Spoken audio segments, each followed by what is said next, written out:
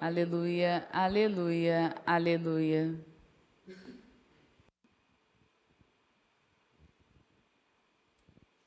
O Senhor esteja convosco. Proclamação do Evangelho de Jesus Cristo, segundo Mateus.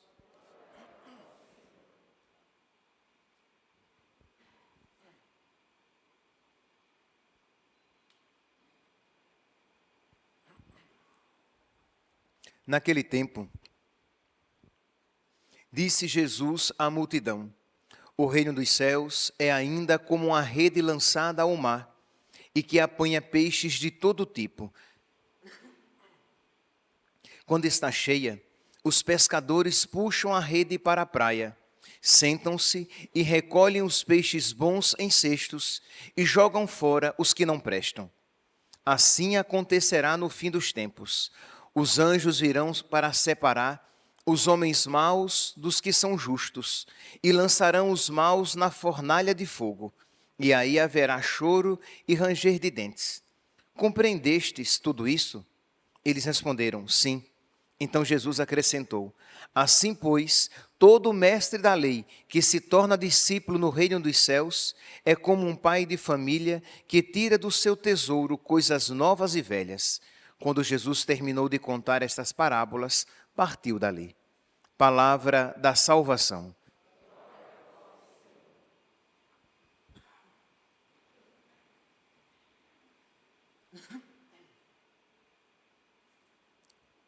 Caríssimos irmãos e irmãs, hoje temos a alegria de celebrar a memória de Santo Afonso Maria de Ligório, um grande pregador, grande confessor, grande pastor, tanto para os sacerdotes, porque foi um grande bispo, como para todo o povo de Deus. Santo Afonso, ele nasceu em Nápoles, na Itália, em 1696.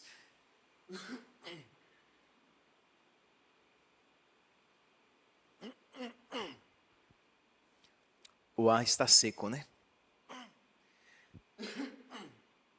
Em 1696.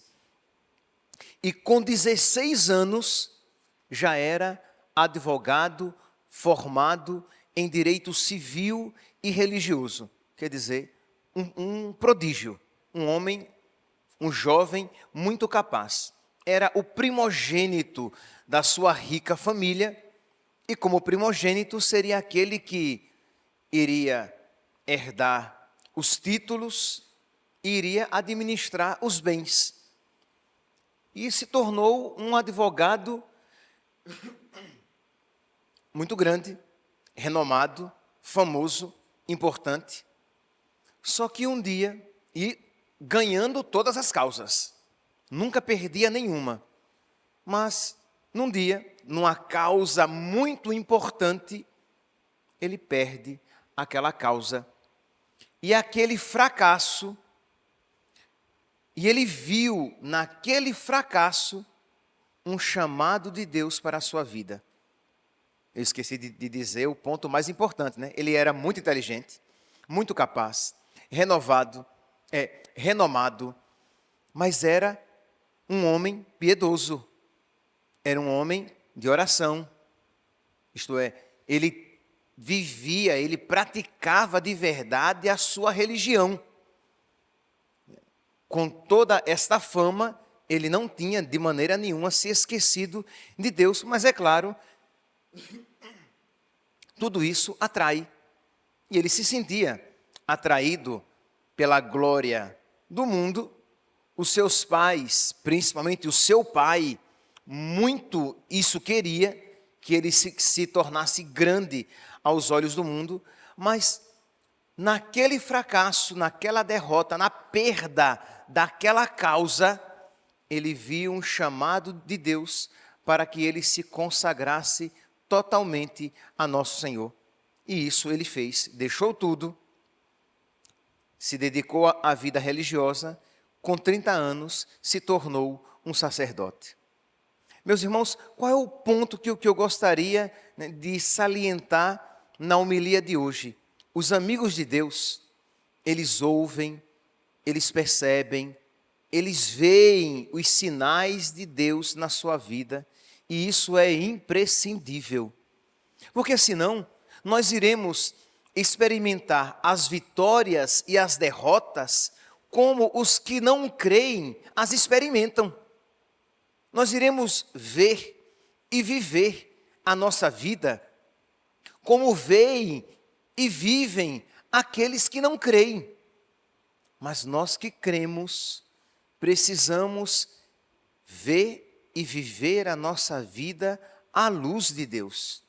Precisamos estar atentos, porque Deus, Ele fala. E Ele fala constantemente. Só que nós precisamos estar atentos para perceber os seus sinais. Porque se Deus quer que todos os homens se salvem e cheguem ao conhecimento da verdade, e Deus quer, Deus está constantemente falando ao nosso coração. Deus está constantemente falando através dos acontecimentos da vida.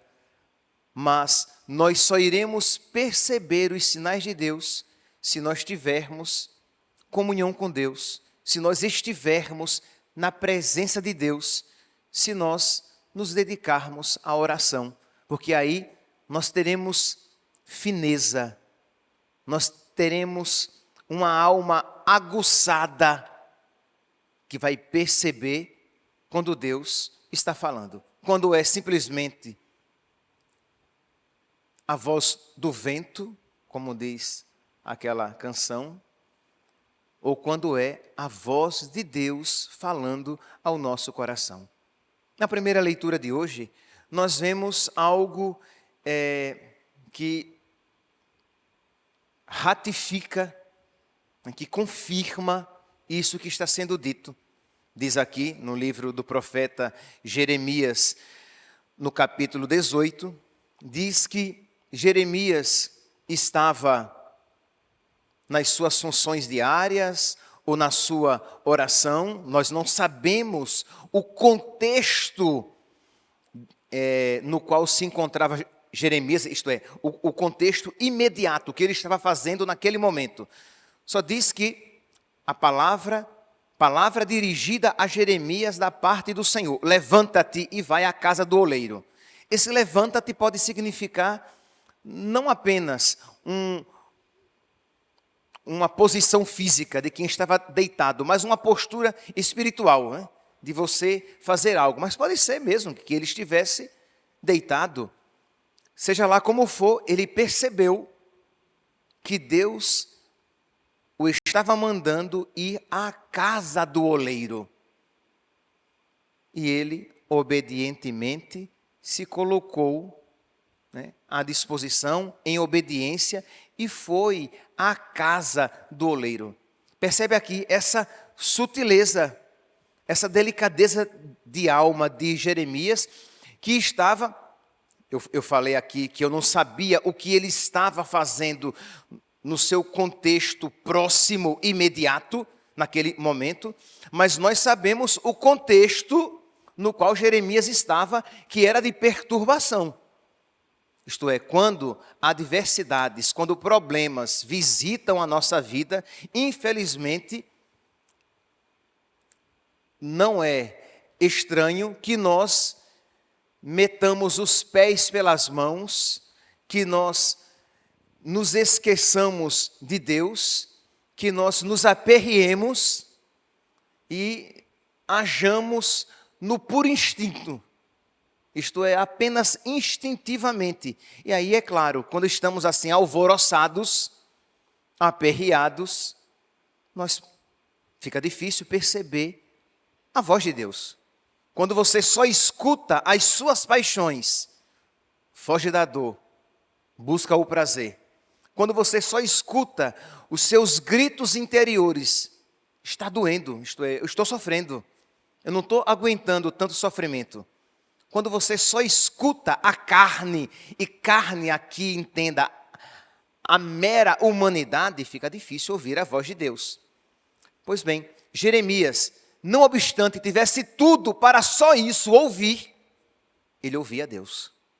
Porque vocês sabem, Jeremias estava sofrendo, porque os seus familiares estavam contra ele, Os seus amigos estavam contra ele e o povo estava contra ele, porque ele só profetizava desgraças para a cidade de Israel, quer dizer, para a cidade de Jerusalém e para todo Israel. E Deus estava decidido a castigar veementemente Israel.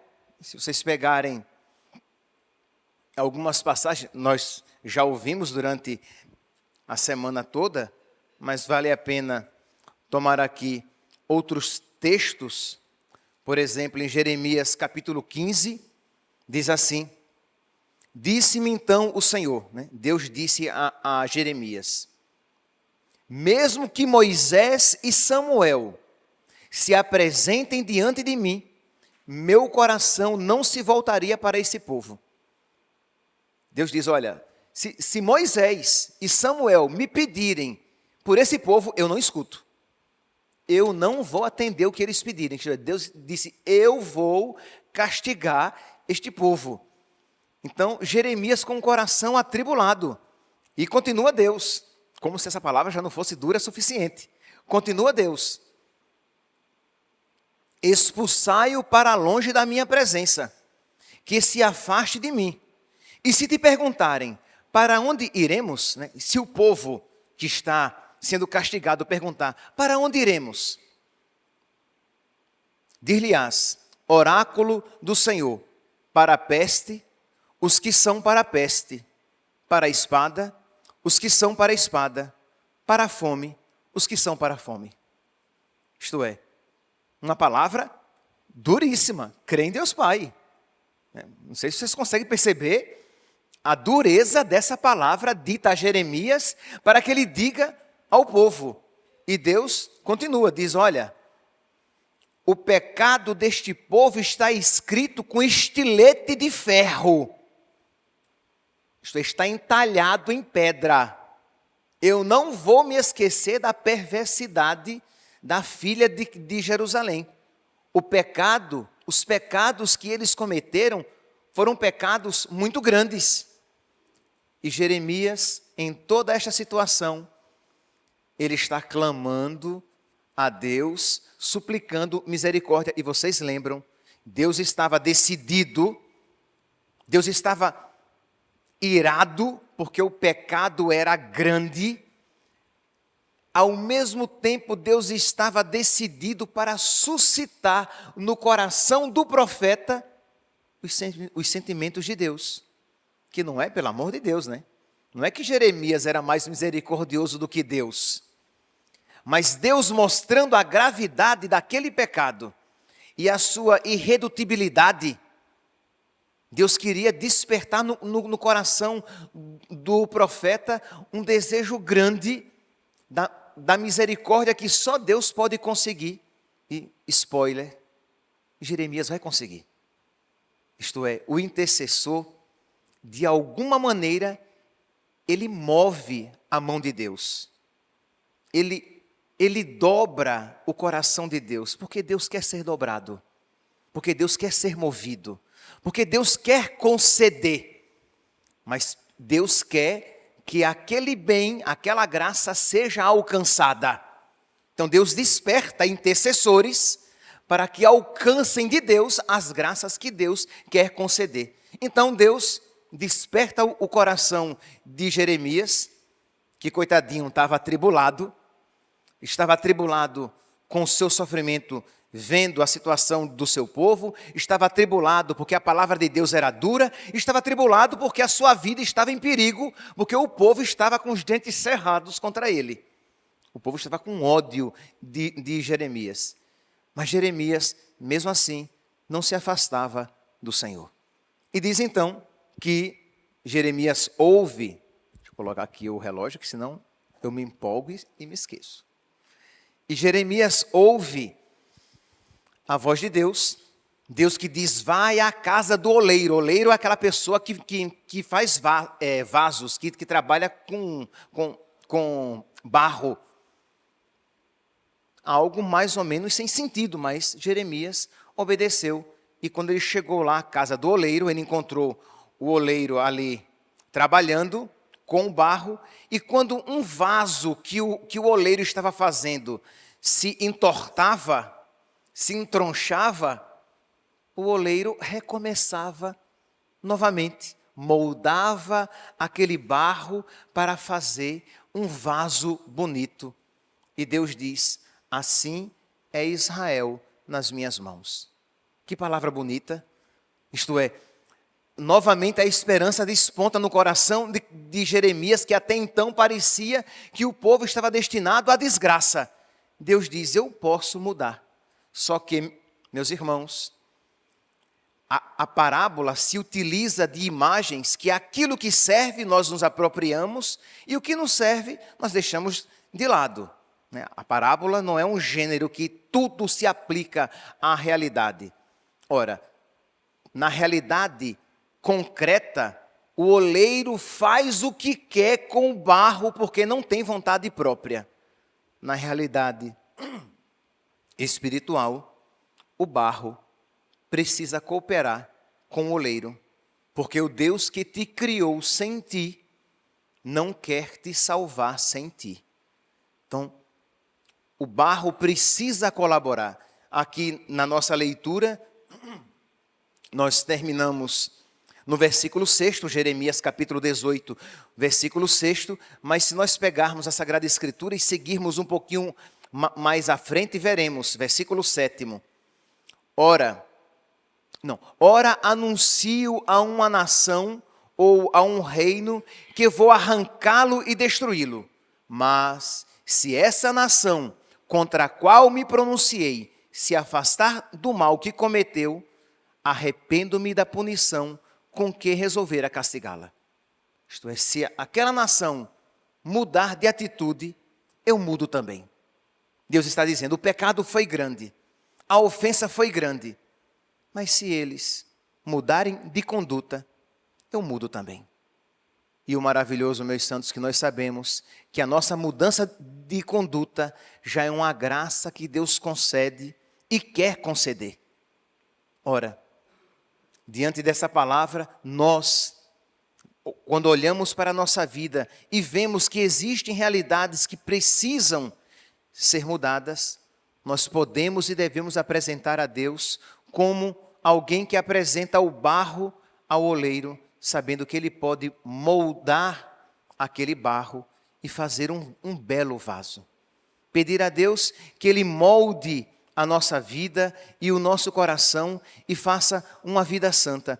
Pedir a Deus que tome posse até mesmo da nossa vida diante de alguns fracassos, como fez na vida de Santo Afonso Maria de Ligório, naquele fracasso, e transformou a sua vida fazendo daquele advogado que tinha experimentado o fracasso um grande santo, um grande pregador, um grande bispo, um homem, um poeta, um homem, um pregador, confessor, poeta, escritor, musicista, sim, porque ele musicava hinos religiosos, isto é, um homem tão dotado, que se tornou muito maior e muito mais belo do que ele já era. Porque se ele, como advogado, já era grande e admirável, depois daquele fracasso, por causa de Deus, se tornou ainda maior, de modo que nós podemos dizer, a respeito de Santo Afonso, aquilo que dizemos a respeito do pecado. Feliz fracasso, porque aquilo que ele obteve depois do fracasso foi muito maior do que aquilo que ele havia perdido. Isto é, aquilo que nós dizemos sobre o pecado. Santo Agostinho, quando olha o nosso pecado, ele diz: feliz culpa, porque aquilo que nós conseguimos depois que nós pecamos foi muito maior do que aquilo que nós perdemos. Quando nós estamos com Deus, tudo pode ser feliz, porque aquilo que iremos obter será muito maior do que aquilo, quando nós nos afastamos de Deus, tenhamos perdido. Peçamos então a Deus, meus irmãos, por nós, peçamos também por todos aqueles por quem estamos rezando, para que Deus lhes fale ao coração e conceda a nós e a esses por quem estamos rezando a verdadeira felicidade de eles alcançarem com Deus uma riqueza muito maior do que aquela que por acaso eles tenham experimentado antes longe de Deus. Louvado seja nosso Senhor Jesus Cristo, para sempre seja louvado.